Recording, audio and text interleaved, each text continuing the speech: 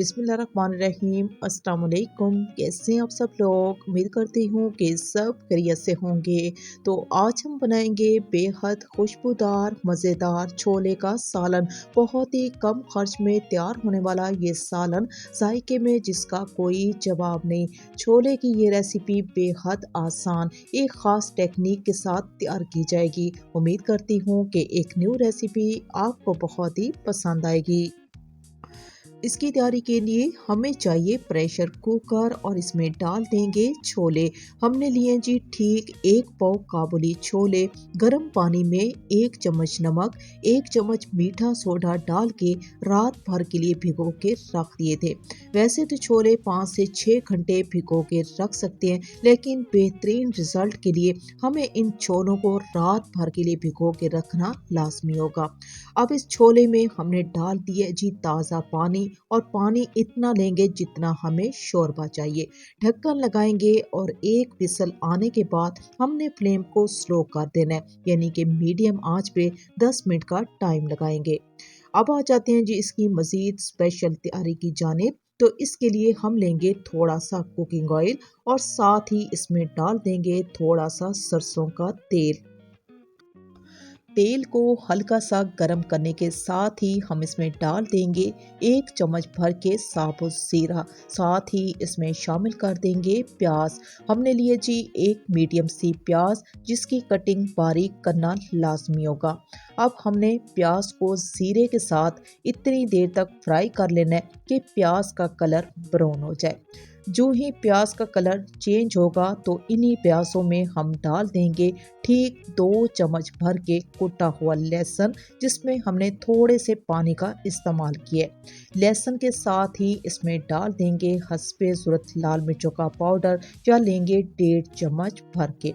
अभी हमने इन मिर्चों को सिर्फ मिक्स करना है, थोड़ी देर के लिए मिक्स करेंगे।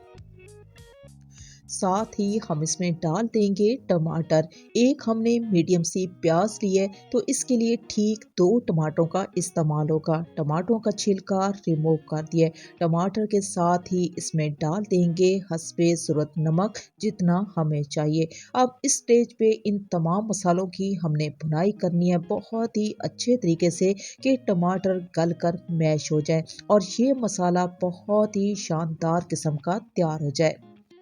छोले के सालन को बहुत ही एहतमाम के साथ अपनी प्यारी सी फैमिली के लिए तैयार किया जाता है। इसे उबले चावल, नान, चपाती और पराठे के साथ इंजॉय कर सकते हैं।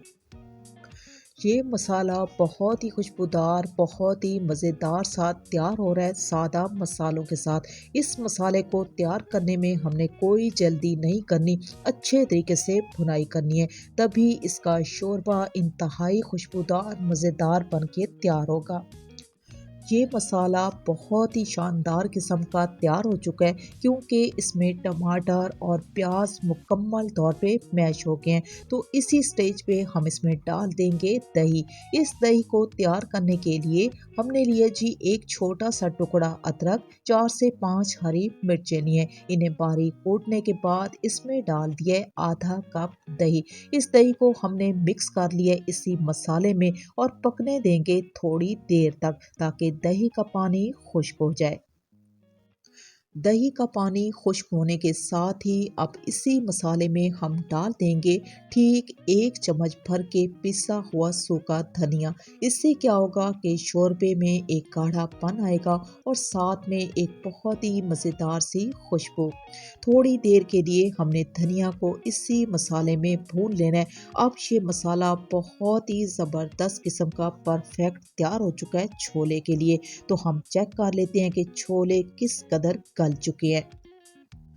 10 मिनट के बाद हमने चूल्हे को बंद कर दिया था और इसी स्टीम में हमने छोले थोड़ी देर के लिए छोड़ दिए थे। अभी आपको चेक करा देते हैं। यकीन माने ये छोले गल कर बहुत ही नरम मुलायम हो चुके हैं और 100% तक ये गल चुके हैं। अभी हमने तमाम छोले पानी के साथ ही इसी मसाले में शामिल कर देने हैं, जिस मसाले को हमने बहुत ही प्यार, तवज्जो और मेहनत के साथ तैयार किया है। छोले के इस सालन में हमने मज़ीद पानी का इस्तेमाल हरगिज़ नहीं करना, इसी पानी में छोले पकने देंगे। ढक्कन लगाएंगे और आँच को हमने हल्का कर देना है। हल्की आँच पे हमने छोले का ये सालन इतनी देर तक पकने दिया है, जितना हमें शोरबा चाहिए। चूल्हे को हमने बंद कर दिया है और तमाम रोगन ऊपर आ चुका है, तो इस पे डाल देंगे ढेर सारा बारीक कटा हुआ हरा धनिया, कसूरी मेथी, कुटी हुई काली मिर्च और पिसे हुए गरम मसाले का इस्तेमाल कर सकते हैं। फाइनल लुक के साथ बहुत ही मज़ेदार और बहुत ही खुशबूदार एक शानदार शोरबे के साथ छोले का ये सालन मुकम्मल तौर पे तैयार हो चुका है। मेरी ये बहुत ही आसान एक अलग सी रेसिपी, मेरे बनाने का तरीका आपको अच्छा लगा हो तो रिक्वेस्ट है कि चैनल को सब्सक्राइब कर लें और मेरी वीडियो को लाइक और शेयर ज़रूर कर दें, क्योंकि आप लोगों का प्यार ही हमारी सपोर्ट है। इसी के साथ ही मैं आपसे इजाज़त चाहूँगी। अल्लाह हाफिज़। और इस रेसिपी को एक बार मेरे तरीके से ज़रूर ट्राई कीजिएगा।